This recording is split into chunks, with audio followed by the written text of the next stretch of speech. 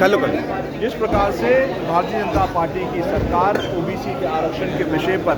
लगातार गिरगिट की तरह जो है अपना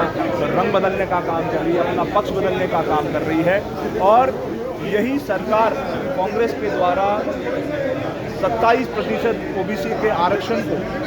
कानून बनाने का जो काम हम लोगों ने किया था उससे उसको वंचित करने का काम कर रही है। यही सरकार मोटी रकम दे करके वकीलों के माध्यम से हमारे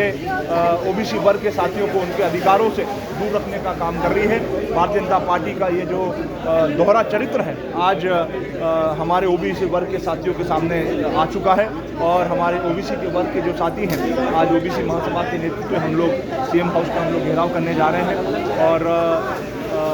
ना सिर्फ शैक्षणिक संस्थाओं में, नौकरियों में, बल्कि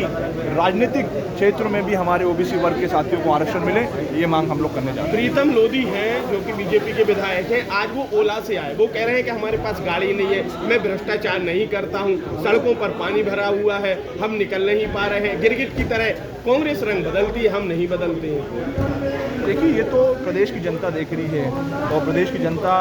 हमारी बड़ी समझदार हो चुकी है। जिस प्रकार से पिछले 22 सालों में लगातार हमारे प्रदेश में जो एक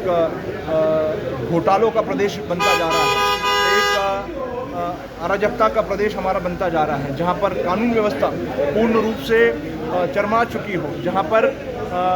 लोगों के जो अधिकार हैं उन अधिकारों से उनको वंचित करने का काम किया जा रहा है, चाहे वो हमारे आदिवासी वर्ग के साथी हो, चाहे हमारे दलित वर्ग के साथी हो, चाहे हमारे ओबीसी वर्ग के साथी हो। लगातार इन वर्गों के साथ अन्याय और अत्याचार हो रहा है, और ये